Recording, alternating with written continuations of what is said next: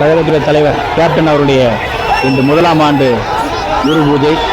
இந்த குரு பூஜையில் அனைத்து தமிழகத்திலிருந்து எல்லா மாவட்டங்களிலிருந்து வந்து குரு பூஜையில் கலந்து கொள்ள இங்கெல்லாம் நாங்கள் வந்திருக்கிறோம்.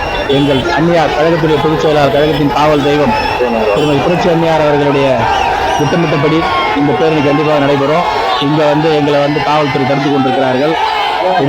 எது காவல்துறை தடுத்தாலும் நாங்கள் கைது செய்ய தயாராக இருக்கிறோம். கைது செஞ்சாலும் நாங்கள் எங்கள் அன்னியார் சொன்ன மாதிரி கழகத்துறை பொதுச் செயலாளர் திட்டமிட்டபடி இந்த பேரணி நடைபெறும் என்று சொல்லுகிறேன். நாங்கள் திருவண்ணாமலை வடக்கு மாவட்ட செயலாளர் சரவணன். இன்னைக்கு கேப்டனை பற்றி சொல்லணும்னா உலகம் போட்டு எல்லாரும் மக்களாலும் ஏற்றுக்கொள்ள இது ஜாதி மதம் சமுதாயம் எல்லாத்துக்கும் அப்பாற்பட்ட ஒரு தலைவர்னு பார்த்தீங்கன்னா தலைவர் கேப்டன் அவர்கள் தான் அப்படின்றது எல்லாருக்குமே தெரியும்.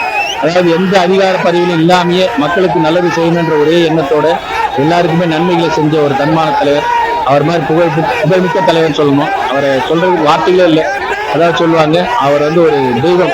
இந்த தெய்வமாகத்தான் நாங்கள் போட்டிக் கொண்டிருக்கிறோம். அந்த வகையில் இன்னைக்கு ஜீவ சமாஜம் சொல்ற மாதிரி இன்னைக்கு தெய்வமாக இருக்கிற அவருக்கு இன்று முதலாம் ஆண்டு குரு பூஜை. இந்த குரு பூஜையிலே கலந்து கொண்டு நாங்கள் கலந்து கொண்டதில் நாங்கள் எல்லாம் பெருமிதம் அடைகிறோம், சந்தோஷம் அடைகிறோம். முதலாம் ஆண்டு குரு பூஜை எல்லாருமே கேட்கலாம்.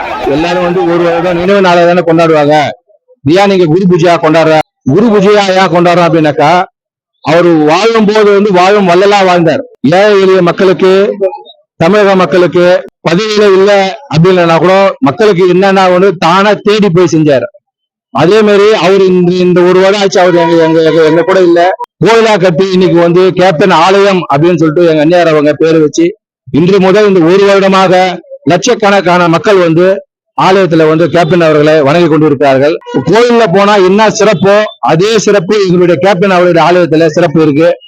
ஒவ்வொரு தொண்டர் மட்டும் இல்ல, தமிழகத்துல இருக்கிற கோடான மக்கள் இங்க சாமியை எப்படி தரிசனம் பண்றோமோ அதே மாதிரிதான் நாங்களும் இன்னைக்கு எங்க கேப்டன் அவர்களை சாமியா நினைச்சு மக்கள் எல்லாருமே மாலை போட்டுன்னு வராங்க. இதோட சிறப்பு என்ன அப்படின்னாக்கா, கோயிலுக்கு தான் நம்ம மாலை போட்டுன்னு போயிட்டு கோயில் தான் போய் மொட்டை அடிச்சுன்னு வருவோம்.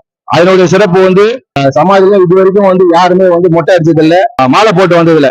எங்களுடைய கேப்டன் ஆலயத்துல மட்டும் தொண்டர்களை மட்டும் இல்ல, இருக்கிற பொதுமக்கள், தமிழகத்துல இருக்கிற பொதுமக்கள் எல்லாமே மாலை போட்டு தெய்வமாக பண்ணிருக்காங்க நினைக்கிறாங்க எங்களுடைய கேப்டன் அவர்களை. எங்களுடைய கேப்டன் ஆலயத்துல நீங்க வேண்டினாக்கா நடக்குது அப்படின்றது அதிகாரப்பூர்வமாக ஜனங்கள் நம்புறாங்க. அதனால நாங்க கேப்டனை தெய்வமாக நாங்க போடுறோம். கேப்டனுடைய முதலாம் ஆண்டு இந்த குரு பூஜை நினைவஞ்சலுக்கு இந்த குரு பூஜையில தலைமை என்ன சொல்லணும் அதை கட்டுப்பட்டு இந்த தலைவருக்காக நாங்கள் இந்த குரு பூஜைக்கு வாழ்ந்து கொண்டிருக்கிறோம். எங்கள் இளைய தெய்வம் கேப்டன் அவர்களை முதலாம் ஆண்டு குரு பூஜை விழாவிற்கு அஞ்சலி செலுத்த வந்திருந்த இந்த லட்சோப லட்ச தொண்டர்களிடையே மன கொந்தளிப்பை ஏற்படுத்தும் வகையிலே ஆளும் திராவிட முன்னேற்ற கழகம் அரசு குரு பூஜை விழாவை தடை செய்வதற்காக அனுமதி மறுக்கப்பட்டிருக்கிறது.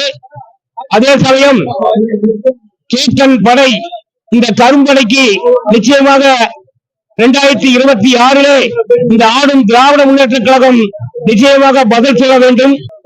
லட்சோப லட்ச தொண்டர்களின் தெய்வமாக இங்கே வீட்டிருக்கின்ற கேப்டன் அவர்களுடைய குரு பூஜையில் அஞ்சலி செலுத்துவதற்கு அனுமதி தந்த திராவிட முன்னேற்ற கழகத்திற்கு